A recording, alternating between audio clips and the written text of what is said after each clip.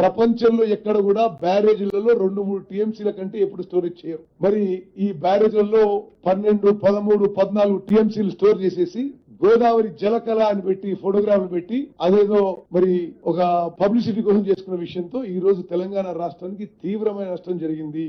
నిన్నెక్కడ ఉత్తమ్ కుమార్ రెడ్డి మాట్లాడుతూ ఈ దేశంలో గాని ప్రపంచంలో గాని ఎక్కడన్నా బ్యారేజీలు కడితే 2 టీఎంసీలు 3 టీఎంసీల కంటే ఎక్కువ నిల్వ సామర్థ్యం ఉండదు అని మాట్లాడి. మరి ఆయన అయితే చదువుకున్నోడే, విజ్ఞుడే, విజ్ఞానవంతుడే, కానీ ఆయన కూడా అవివేకంతో, అజ్ఞానంతో లేదా రాజకీయ దురుద్దేశంతో తప్పుడు మాటలు మాట్లాడుతున్నారు. 2 టీఎంసీలు 3 టీఎంసీల కంటే బ్యారేజే లేదట.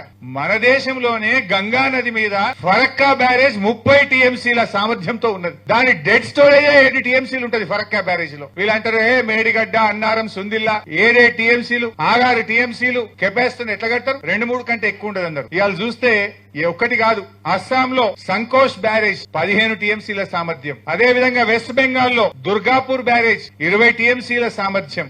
అదే విధంగా ఉత్తరాఖండ్ లో తెహ్రీ బ్యారేజ్ 11 టీఎంసీలు, ఉత్తరప్రదేశ్ లో గంగా బ్యారేజ్ 13 టీఎంసీలు. ఇట్లా ఎన్నో బ్యారేజీలున్నాయి. కానీ రాజకీయాల కోసం ఈయన మాట్లాడుతుంటాడు ఉత్తమ్ కుమార్ రెడ్డి 2 టీఎంసీల కంటే ఎక్కువ బ్యారేజే లేదట ప్రపంచంలో. ఇప్పటికైనా సోయి తెచ్చుకో, ఆ అజ్ఞానంతో మాట్లాడి విలువ తీసుకోవద్దని చెప్పి కూడా నేను ఆయనకి హితవు పలుకుతా ఉన్నాను.